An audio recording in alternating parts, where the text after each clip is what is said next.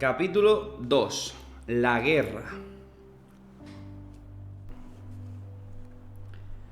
En aquella época, promovido por las noticias de todo lo que en España estaba sucediendo, Antonio procuraba alejarse de los corrillos que se producían. Especular no traía buenas consecuencias. Todo se tergiversa, se engrandece o se le quita importancia, según quien lo cuente. Todo se manipula. ¿Tú estabas allí con el candil?, decía muchas veces para referirse a los bulos, que como hoy en día se fraguaban por motivos partidistas. Entonces era el boca a boca. Todo puede tener consecuencias y después no hay vuelta atrás. Siempre le gustaba ser real. Nunca fue un hombre muy positivo. Sus palabras nunca eran fantásticas para dar ánimo. Siempre prefería contar la realidad y después afrontarla. La guerra se la dejamos a los que saben o se la inventan, decía Antonio. Yo sí sé que es pasar una y no precisamente como lo cuentan los historiadores. ¡Hay que vivirla! Después, cada cual sabrá entenderla a su manera, y nunca me atrevería a contarla, por lo que dijeron unos u otros. Contarla sin vivirla no es verídico. Por cada persona que apriete un gatillo, siempre habrá otro que testifique lo contrario. No se le da crédito a lo que no se ve ni se oye, solo a lo que se vive en primera persona, matizaba. Relataba Antonio cuando le comentaban algo sobre lo que decían esto o lo otro. Las noticias eran las que llegaban por la radio o las que nos querían contar. Del 19 al 23 de julio, como respuesta tanto a la sublevación militar y debido al desgano del Estado frente al mismo, existían unas manifestaciones populares en las que participaba multitud de gente. A Monesterio, con posterioridad, había llegado un coche de Fuentedecantos, con guardias civiles, cargado de armamento, dirigiéndose al ayuntamiento. Nosotros estábamos asustados. Nos dirigimos hacia el ayuntamiento. Se llegó a pensar que aquellos guardias eran republicanos camuflados, cosa que era totalmente incierta. Lo supimos todos, nos subestimaron. El objetivo era hacernos creer que la República apoyaba el golpe. Nos fuimos acumulando cerca de la puerta, alcanzando la voz a favor de nuestra república. Seguro que había que irse acostumbrando a ella, pero era la nuestra. No había sido impuesta precisamente, no la había ganado a pulso, decía Antonio. Más tarde, los agentes fueron perdiendo el miedo. Se les notaba la euforia promovida por la injusticia de aquellas noticias. El cúmulo de personas ya era bastante notable y la tensión se iba notando en el ambiente. No obstante, nada podía hacer pensar que un compañero iba a ser tiroteado en la puerta del ayuntamiento. Todos nos quedamos inmóviles. Un silencio se había apoderado después del tiro, observando cómo moría sin poder hacer nada. Después del tiro sin sentido, seguíamos estáticos, como una manada de borregos asustados en la esquina del corral, sin saber qué podría pasar después. El silencio era absoluto. En ese momento, curiosamente, tiendes a pensar que algo que acabará en un instante o simplemente que es algo que no quieres creerte, pero no es así, decía Antonio. Vino un segundo tiro, alcanzando a un compañero que estaba justo a su lado. Era su compañero y amigo Cecilio. Le alcanzaba el pie, a la altura del maléolo. La sangre brotaba e inundaba el suelo. Las agentes agachadas en el suelo no reaccionaban, seguían asustadas. Incluso no sabían si alguien más estaba herido o muerto. No estaban acostumbrados a eso. ¿Quién podría estarlo? Antonio se agachó, como pudo, poniendo la rodilla en el suelo. Incorporó a Cecilio, que al levantarlo se quejó del dolor del pie, soltando un grito que se oyó en toda la plaza. Lo cargó al hombro a expensas que otro tipo pudiese venir por la espalda. Decidió llevarlo a casa, de la madre de este, pero veía que las fuerzas se le agotaban, y creyó que la idea de trasladarlo allí no había sido buena. Su último esfuerzo y los gemidos de dolor de Cecilio llegaron al oído de su madre, que salía al encuentro ya prácticamente en su puerta. Lo acostaron en el catre y tranquilizó a la madre de Cecilio, como pudo, la cual presionó con trapo y venda intentando taponar la hemorragia. Antonio volvió a la plaza. El cielo se había nublado completamente. Le costó avanzar con el mollicio de la gente que gritaba.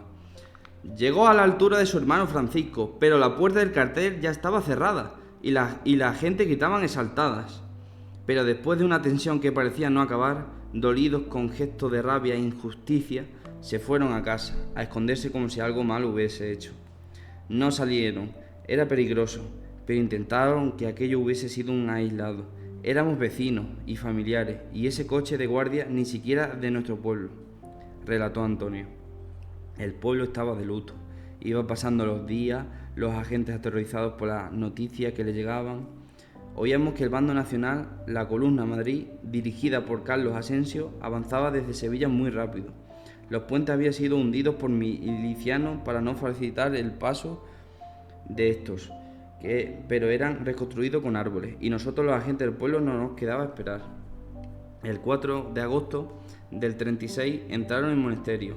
Se veía llegar por la cruz del puerto. Iban pasando camiones por la carretera curveada y acompañados por un ejército de africanos.